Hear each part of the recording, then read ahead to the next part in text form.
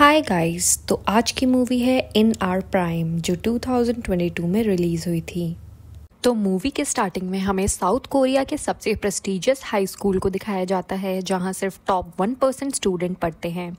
अब यहां एक लड़का जिसका नाम जीवू होता है खुद को काफ़ी इन्फीरियर समझता है और वो कभी अपने आप को इस स्कूल में फिट नहीं कर पाता। अपने पुराने स्कूल में वो सबसे इंटेलिजेंट था बट यहाँ तो चारों तरफ जीनियस स्टूडेंट हैं और वो क्लास में ऑलमोस्ट बॉटम पर है, स्पेशली मैथ्स में जो कि कॉलेज एडमिशन के लिए सबसे ज़रूरी समझा जाता है। उसके क्लासमेट्स काफ़ी रिच हैं जो प्राइवेट ट्यूटर्स और बूट कैंप्स अफोर्ड कर सकते हैं, लेकिन जीवू तो स्टूडेंट वेलफेयर पर है सो वो ये सब अफोर्ड नहीं कर सकता।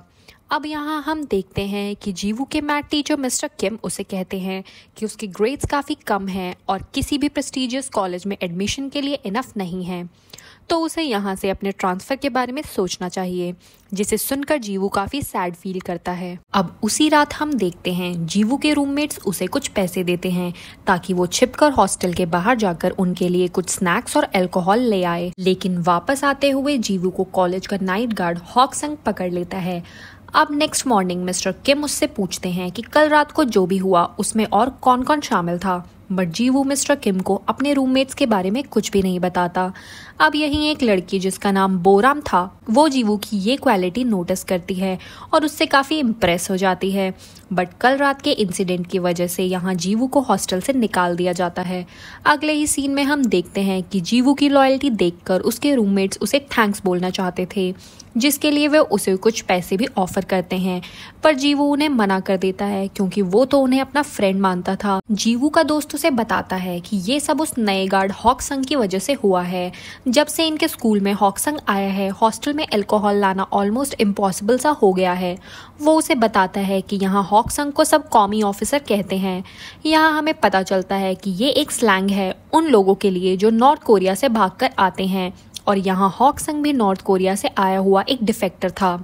अब अगले ही सीन में हम देखते हैं कि हॉक संग अपने डॉक्टर से मिलने जाता है जो उसे कहता है कि नाइट शिफ्ट और स्लीपिंग पिल्स उसकी हेल्थ के लिए हार्मफुल हैं, बट हॉक संग कहता है कि एक डिफेक्टर के लिए यही एक जॉब ऑप्शन है और जब तक उसे कोई और काम नहीं मिल जाता वो यही नाइट गार्ड की नौकरी करेगा।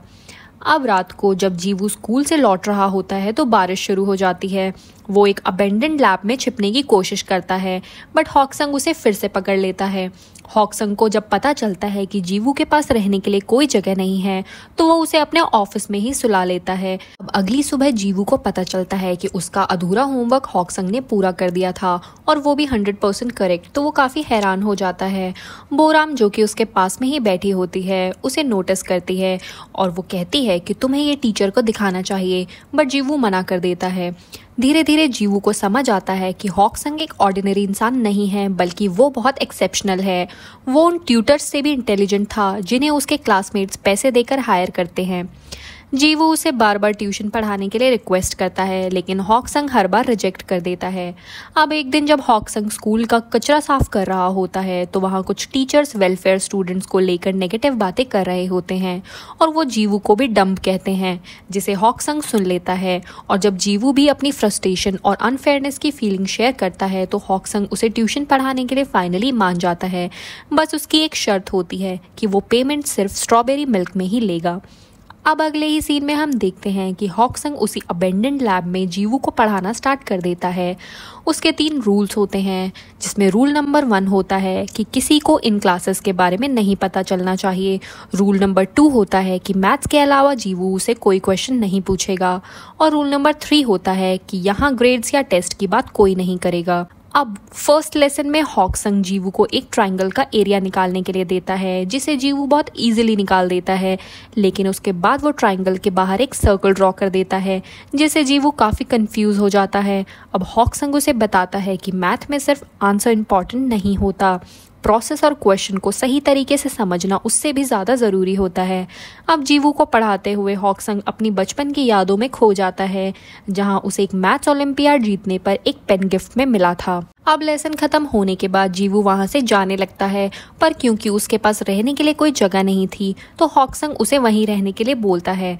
अब जीवू को पता चलता है कि हॉकसंग को क्लासिकल म्यूजिक सुनना काफी पसंद है, तो जीवू उसे अपने मोबाइल पर बेटर ऑडियो क्वालिटी में क्लासिकल म्यूजिक सुनाता है, जिससे हॉकसंग को आज काफी दिनों बाद इतनी गहरी नींद आई थी और अगली सुबह वो उठने में लेट हो जाता है।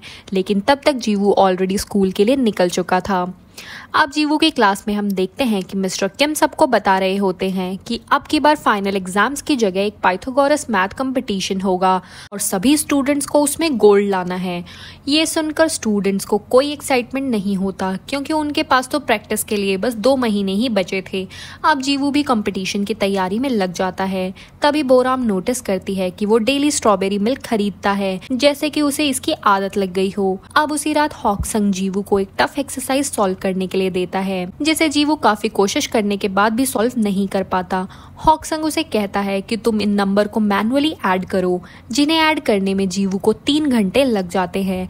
जिसके बाद हॉकसंग उसे बताता है कि रायमन, जो कि एक फेमस मैथमेटिशियन था, उन्होंने 38 डेसिमल डिजिट मैनुअली निकाली थी, वो भी सिर्फ आंसर के लिए नहीं बल्कि अंडरस्टैंडिंग के लिए। वो जीवू को बोलता है कि एक मैथमेटिशियन का काम बस फॉर्मूला मेमोराइज करना नहीं होता, बल्कि उसे तो अलग अलग तरीके ढूंढने चाहिए जिनसे एक प्रॉब्लम को सॉल्व किया जा सकता है। अब जीवू भी धीरे धीरे एक मैथमेटिशियन की तरह सोचने लगा था। वो दिन पर दिन अपनी स्किल्स इम्प्रूव करने लगा था। वो पाइथागोरस मैथ कंपटीशन के लिए जी जान से मेहनत कर रहा था। अब अगले ही सीन में हम देखते हैं कि उसका एक वेलफेयर फ्रेंड स्कूल छोड़कर जा रहा था, क्योंकि उसके भी ग्रेड्स काफ़ी कम थे, इसलिए उसका ट्रांसफ़र कर दिया गया था, जिसे सुनकर जीवू काफ़ी परेशान हो जाता है। अब यहाँ बोराम उसे सपोर्ट करना चाहती है, बट जीवू को लगता है कि वो उसका मजाक उड़ा रही है, क्योंकि जीवू तो उसे भी प्रिविलेज समझता था और यहाँ इनके बीच मिसअंडरस्टैंडिंग हो जाती है। अब हम देखते हैं यहीं बोराम की मॉम आ जाती हैं, जो उसे जीवू से बात करते हुए देख लेती हैं, जिस पर वो काफ़ी गुस्सा करती हैं, क्योंकि बोराम एक हाई क्लास फैमिलीज को बिलोंग करती थी और जीवू तो इस स्कूल में गवर्नमेंट वेलफेयर स्कीम के थ्रू पढ़ रहा था। बोराम की मॉम उसकी पढ़ाई को लेकर काफ़ी स्ट्रिक्ट थी, जिसके लिए वो उसे प्राइवेट ट्यूशन के लिए मिस्टर किम के पास लेकर जाती हैं। यहाँ हमें ये भी पता चलता है कि स्कूल के बाहर किसी भी बच्चे को प्राइवेट ट्यूशन देना इलीगल था। बोराम की मॉम चाहती थी कि उनकी बेटी ये कंपटीशन जीते, बट बोराम का इंटरेस्ट तो हमेशा से एक पियानिस्ट बनने में था। अब उसी शाम हम देखते हैं कि जीवू हॉकसंग को अपने फ्रेंड के ट्रांसफर के बारे में बताता है और उसे कहता है कि अब उसे भी डर लगने लगा है कि कहीं उसका भी ट्रांसफर ना हो जाए। यहीं हॉकसंग उसे एनकरेज करता है कि सक्सेस में सबसे ज़रूरी इंटेलिजेंस नहीं होता, बल्कि किसी भी प्रॉब्लम का डट कर सामना करना होता है, वो मुश्किल कितनी भी बड़ी क्यों ना हो। और इसके बाद वो उसे टेस्ट पेपर दिखाता है, जहां वो उसे बताता है कि मुझे सिर्फ फाइनल आंसर्स में छोटी मोटी मिस्टेक मिली है, बाकी तुमने जो प्रोसेस फॉलो किया है वो बिल्कुल करेक्ट है। इसके बाद हम देखते हैं कि आज जीवू को हॉस्टल में रहने के लिए वापस बुला लिया जाता है, क्योंकि आज उसका सस्पेंशन खत्म हो गया था। बट जीवू इस बात से बिल्कुल भी खुश नहीं था, क्योंकि उसको तो अब हॉकसंग के साथ उस लैब में रहने में अच्छा लगने लगा था। अब उसी रात बोराम जीवू को सॉरी बोलने के लिए एक स्ट्रॉबेरी मिल्क गिफ्ट करती हैं, पर यहाँ उसे उस सीक्रेट लैब और ट्यूशन के बारे में भी पता चल जाता है। वो इतने दिन तक जीवू का ख्याल रखने के लिए हॉकसंग को थैंक यू बोलती है और खुद भी वहाँ ओकेजनली आने के लिए हॉकसंग से रिक्वेस्ट करती है, जिसके लिए हॉकसंग एक शर्त पर मान जाता है कि अगर बोराम ये सीक्रेट किसी को ना बताए तो वो वहाँ आ सकती है। अब हॉकसंग यहाँ इन दोनों को बताता है कि यहाँ सब उसे कॉमी ऑफिसर बोलते हैं, पर उसने कभी भी नॉर्थ कोरियन गवर्नमेंट के लिए कोई काम नहीं किया। इसके बाद हॉकसंग देखता है कि कुछ स्टूडेंट छिपकर स्कूल कैंपस के अंदर आ रहे थे, पर वो इस बात पर कोई एक्शन नहीं लेता, क्योंकि उसे याद था कि पिछली बार जीवू के साथ क्या हुआ था। अब अगले दिन जीवू हॉकसंग से पूछता है कि उसने मैथ्स में इतनी मेहनत क्यों की, जिस पर हॉकसंग उसे बताता है कि पहले तो उसने स्कॉलरशिप और फैमिली के लिए ऐसा किया था, लेकिन बाद में उसे मैथ्स में काफ़ी इंटरेस्ट आने लगा और उससे मैथ्स से प्यार हो गया। इसके बाद हॉकसंग और बोराम मिलकर पाई नंबर को म्यूजिकल नोट्स में कन्वर्ट करके एक मेलोडी बनाते हैं। अब नेक्स्ट क्लास में जीवू एक ऑल्टरनेट मेथड से करेक्ट आंसर देता है, बट मिस्टर किम को ये बात बिल्कुल पसंद नहीं आती और वो उसे सबके सामने डांटने लगते हैं। वो उसे बोलते हैं एग्जामिनर हमसे जो एक्सपेक्ट कर रहा है हमें बस उस पर ध्यान देना चाहिए, बल्कि प्रोसेस पे नहीं। पर जीवू उनकी इस बात से एग्री नहीं करता, जिसके बाद मिस्टर किम उसे क्लास से बाहर निकाल देते हैं। और क्लास के बाद जीवू मिस्टर किम से बोलता है कि वो उसे यहाँ से ट्रांसफर करने में कभी कामयाब नहीं हो पाएंगे। अब अगले ही सीन में हम देखते हैं कि हॉकसंग को उसका एक दोस्त जी चियोल एक स्मार्टफोन गिफ्ट करता है ताकि वो उससे इजीली कांटेक्ट कर पाए। हॉकसंग अपना नया फ़ोन जीवू को दिखाता है, जिसमें वो एक मैथ्स की थीसिस देख रहे होते हैं, पर फ़ोन की स्क्रीन छोटी होने की वजह से वर्ड्स काफ़ी छोटे दिख रहे होते हैं, जिसकी वजह से हॉकसंग को पढ़ने में काफ़ी प्रॉब्लम हो रही होती है। जिस पर जीवू उन्हें अपने कंप्यूटर लैब से वो पूरा डॉक्यूमेंट प्रिंट करके लाके देता है। अब फाइनली उस कंपटीशन का दिन आ गया था, जिसमें जीवू काफ़ी अच्छा परफॉर्म करता है, पर बोराम काफ़ी प्रेशराइज्ड फील करती है और बीच में ही अपना पेपर छोड़कर चली जाती है, जिससे बोराम की मॉम उस पर काफ़ी गुस्सा करती है और उसे एक कमरे में बंद कर देती है। पर आज इन तीनों को एक म्यूजिकल कॉन्सर्ट में जाना था, बट बोराम काफ़ी डिप्रेस्ड फील करती है और जीवू के किसी भी मैसेज या कॉल का रिप्लाई नहीं करती।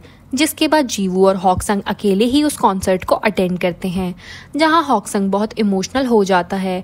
इसके बाद वो जीवू को अपने यहाँ डिनर पर इनवाइट करता है। जीवू काफ़ी खुश था क्योंकि इतने दिनों बाद आज उसने हॉकसंग को पहली बार ठीक से खाना खाते हुए देखा था। इसके बाद हम देखते हैं कि कोई पाइथागोरस टेस्ट को इंटरनेट पर लीक कर देता है, जिसकी वजह से टीचर्स की नौकरी खतरे में आ जाती है और अब उन्हें कल्प्रिट को ढूंढने का टास्क मिलता है, वरना एजुकेशन बोर्ड इन सबको नौकरी से निकाल देगा। अब यहाँ दूसरी ओर हॉकसंग और जीवू एक बुक स्टोर में कुछ बुक्स खरीदने जाते हैं, जहाँ एक आदमी जो कि नॉर्थ कोरिया से ही था हॉकसंग को पहचान लेता है और उसे डॉक्टर कह के बुलाता है और उसे याद दिलाता है कि नॉर्थ कोरिया में जिस यूनिवर्सिटी में वो पढ़ाता था ये वहाँ पर स्टूडेंट था। वो आदमी जीवू को हॉकसंग का बेटा समझता है और उसे बताता है कि तुम्हारे डैड पूरी यूनिवर्सिटी में सबसे जीनियस प्रोफेसर थे। अब हॉकसंग को यहाँ बहुत ऑकवर्ड फील होता है और वो फटाफट वहाँ से निकलने की कोशिश करता है। इसके बाद घर आकर हॉकसंग अपने मरे हुए बेटे के बारे में सोचता है कि कैसे वो लोग एक साथ खाना खाया करते थे और जब उन्होंने एक साथ वो टर्टल पेट खरीदा था, वो स्ट्रॉबेरी मिल्क जो उसके बेटे का फेवरेट था। अगले दिन टीवी पर एक शॉकिंग न्यूज़ चल रही होती है, जिसमें बताया जा रहा होता है कि रायमन हाइपोथेसिस अब सॉल्व होने वाली है और सॉल्वर और कोई नहीं बल्कि फेमस जीनियस ली हॉकसंग है। टीवी पर प्रोफेसर ओह बताता है कि कैसे चाइल्डहुड में वो हॉकसंग से मैथ्स ओलंपियाड में मिला था, जहां हॉकसंग नॉर्थ कोरिया को रिप्रेजेंट कर रहा था और प्रोफेसर ओ साउथ कोरिया को रिप्रेजेंट कर रहा था। जीवू अब हॉकसंग से सच जानना चाहता था, बट हॉकसंग इस बात पर काफी गुस्सा हो जाता है और उसे वहां से जाने को बोलता है। अगले दिन हम देखते हैं कि मिस्टर किम को अपनी नौकरी जाने का डर सता रहा था। फिर उन्हें सिक्योरिटी कैमरा की एक टेप मिलती है, जिसके बाद वो जीवू को बुलाते हैं और उसे एक वीडियो दिखाते हैं जिसमें वो कंप्यूटर लैब से कुछ प्रिंटआउट्स के साथ बाहर जाते हुए दिख रहा था। जीवू एक्सप्लेन करने की कोशिश करता है कि उसका इस लीक टेस्ट से कोई लेना देना नहीं है, बट उसके पास इस बात को साबित करने के लिए कोई प्रूफ नहीं था। मिस्टर किम उसे बताते हैं कि टेप एविडेंस और ये फैक्ट कि वो सडनली कुछ महीनों में कैसे मैथ जीनियस बन गया, ये सब देखकर कोई भी उस पर ट्रस्ट नहीं करेगा। अब मिस्टर किम उसे एक डील ऑफर करते हैं कि अगर वो ट्रांसफर एक्सेप्ट कर ले तो वो इस मैटर को पब्लिक नहीं करेंगे। पर यहाँ दुख की बात ये थी कि र्यूमर्स फिर भी पूरे स्कूल में फैल जाते हैं कि जीवू ने ही वो पेपर लीक किया था और बोराम को ये सुनकर बहुत बुरा लगता है क्योंकि उसे तो सच पता था। उधर हॉकसंग के दोस्त जी चियोल को भी अपने एंड पर प्रॉब्लम्स हो रही थी। नॉर्थ कोरिया इस बात से काफ़ी नाराज़ था कि साउथ कोरिया हॉकसंग के डिस्कवरीज को अपनी बता रहा है और क्योंकि ये डिस्कवरीज मिलिट्री एनक्रिप्शन से जुड़ी हुई हैं तो NIS चाहता है कि जी चियोल हॉकसंग को टीवी पर बुलवाए ताकि वो खुद सब क्लैरिफाई कर सकें। अब हॉकसंग का नाम हर न्यूज़ में था और उसका एक पुराना कलीग भी उससे मिलने आता है जो उसे नॉर्थ वापस चलने के लिए बोलता है, लेकिन कुछ ही देर में पता चल जाता है कि ये यहाँ सिर्फ अपने फ़ायदे के लिए आया था ताकि इसे भी नॉर्थ कोरियन गवर्नमेंट माफ़ कर दे। वो हॉकसंग को याद दिलाता है कि शायद उसे याद नहीं कि उसके बेटे के साथ क्या हुआ था, जिस बात पर हॉकसंग बुरी तरह नाराज़ हो जाता है। जी चियोल फिर हॉकसंग से मिलने आता है और माफ़ी मांगता है कि वो NIS को उससे दूर नहीं रख पाया, बट हॉकसंग फिर भी इतने सालों तक प्रोटेक्शन के लिए उसे शुक्रिया करता है। जब हॉकसंग शहर छोड़ने की तैयारी कर रहा होता है, जी चियोल उसे वो रिसर्च डॉक्यूमेंट वापस करता है जिसे हॉकसंग ने कभी फेंकने की कोशिश की थी, बट जी चियोल ने उसे बचा लिया था क्योंकि वो बहुत कीमती था। उसी वक्त जीवू भी वहां पहुंच जाता है, बट जब वो अंदर से शाउटिंग की आवाज़ सुनता है तो बाहर ही रुक जाता है। हॉकसंग बहुत गुस्से में था क्योंकि वही रिसर्च उसके बेटे की मौत की वजह बनी थी और अब वो उसे टीवी पर दिखाना नहीं चाहता था। जी चियोल के जाने के बाद जीवू उससे बात करने की कोशिश करता है, बट हॉकसंग उसे बहुत हार्श तरीके से बोलता है कि वो दोनों सिर्फ एक ट्यूटर और स्टूडेंट है, इससे ज़्यादा कुछ भी नहीं। अब हॉकसंग बस स्टेशन पर पहुंच जाता है जहां उसे एक स्ट्रेंजर को देखकर अपना बेटा याद आ जाता है। वो उस रात को याद करने लगता है जब उसका बेटा तायोन उससे नाराज हो गया था। वो अपने डैड को अपनी मॉम की डेथ के लिए ब्लेम कर रहा था कि उन्होंने अपनी बीमार वाइफ यानी तायोन की मां, जिसे ट्यूबरकुलोसिस था, उसके इलाज के लिए नॉर्थ कोरिया नहीं छोड़ा, लेकिन अब अपने खुद के बेनिफिट के लिए साउथ कोरिया आ गए। हॉकसंग उसे बताता है कि उसने ये सब तायोन को बेटर फ्यूचर देने के लिए किया, बट तायोन उसे कहता है कि ये सिक्योरिटी गार्ड और क्लीनर की जॉब किसी स्कॉलर के लिए बेटर लाइफ नहीं हो सकती। वो अपने पापा से कहता है कि आप अपने मैथ्स के साथ खुश रहिए, जिसके बाद वो स्विमिंग करके नॉर्थ वापस जाने की कोशिश करता है, लेकिन बॉर्डर पर ही उसे गोली मार दी जाती है। अब अगले ही सीन में जीवू सीक्रेटली अपने घर में घुसता है और अपनी माँ के सोते हुए हाथ से ट्रांसफर पेपर पर स्टैंप ले लेता है। अगली सुबह वो पेपर्स मिस्टर किम को दे देता है। अब हम देखते हैं कि हॉकसंग एक होटल में छुपा हुआ है और जी चियोल उसे ढूंढ रहा है ताकि वो टीवी शो पर उसे ले जा सके। तभी उसे बोराम का कॉल आता है जो उसे जीवू के ट्रांसफ़र के बारे में बताती है। उसी आफ्टरनून पाइथागोरस अवार्ड सेरेमनी भी होती है। दूसरी ओर जीवू स्कूल छोड़कर जा रहा होता है, बट बोराम अचानक आ जाती है और उसकी चीज़ें छीनकर उसे ज़बरदस्ती ऑडिटोरियम में ले जाती है जहां प्रोफेसर ओ सेरेमनी शुरू करते हैं और उस थियोरी के बारे में स्पीच देते हैं जो अभी हाल ही में प्रूव हुई है। उसी मोमेंट पर हॉकसंग स्कूल पहुंच जाता है और जहां वो अपना पेन दिखाकर अपनी आइडेंटिटी प्रूव करता है। प्रोफेसर ओ तुरंत उसे गले लगाकर स्टेज पर बुलाते हैं और स्पीच देने के लिए रिक्वेस्ट करते हैं। स्टेज पर आकर हॉकसंग पहले अपनी गार्ड की नौकरी पर जोक करता है, फिर कन्फेस करता है कि उसने ही जीवू को मैथ सिखाई है और वो प्रिंटेड थीसिस दिखाता है कि जीवू ने पेपर लीक नहीं किया, बल्कि वो तो मेरे लिए कंप्यूटर लैब से इस थीसिस को प्रिंट कराकर लाया था। फिर वो रिवील करता है कि असली कल्प्रिट मिस्टर किम है, जिसने वो पाइथागोरस टेस्ट अपने किसी प्राइवेट स्टूडेंट को दिया था, पर इस पर मिस्टर किम शर्म और गुस्से से वहां से चला जाता है। इसके बाद हॉकसंग अपनी कहानी शेयर करता है। उसने नॉर्थ कोरिया इसलिए छोड़ा ताकि वो मैथ प्रॉपर्ली स्टडी कर सके, क्योंकि उसकी गवर्नमेंट उसकी रिसर्च को वेपन्स के लिए यूज करना चाहती थी, पर वो हमेशा से चाहता था कि उसकी मैथ नॉलेज जॉब्स और अच्छे यूनिवर्सिटी में जाने में यूज हो, लेकिन उसकी ग्रीड की वजह से उसने अपने बेटे को खो दिया। हॉकसंग अब खुद को लेकर अशेम फील कर रहा था और इसके बाद रोते हुए हॉकसंग जीवू से माफ़ी मांगता है क्योंकि उसने उस पर हमेशा गुस्सा किया, पर जीवू ने उसकी आइडेंटिटी हमेशा सीक्रेट रखी, भले ही उसका खुद का फ्यूचर खतरे में पड़ गया। साथ ही वो जीवू को उस पर बिलीव करने के लिए भी शुक्रिया करता है। जी चियोल जो ये सब सुन रहा होता है वो बिना टीवी इंटरव्यू की बात किए ही वहां से चला जाता है। इसके बाद बाहर वो हॉकसंग का इंतजार करता है और उसे अपने साथ कार में बैठने के लिए बोलता है और हॉकसंग को एक सरप्राइज देता है जो कि एक नया यानी लीगल पासपोर्ट था जो उसे साउथ कोरियन सिटीजन बना देता है और साथ में शहर से दूर जाने के लिए टिकट्स भी देता है ताकि NIS कुछ समय तक उसे ढूंढ ना पाए।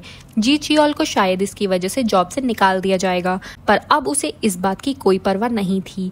कुछ समय बाद जी चियोल जीवू से मिलने आता है और उसे हॉकसंग की फाइनल गिफ्ट देता है, वो पेन जिससे उसने मैथ्स की दुनिया बदली थी और अपनी थीसिस का पहला ड्राफ्ट तैयार किया था।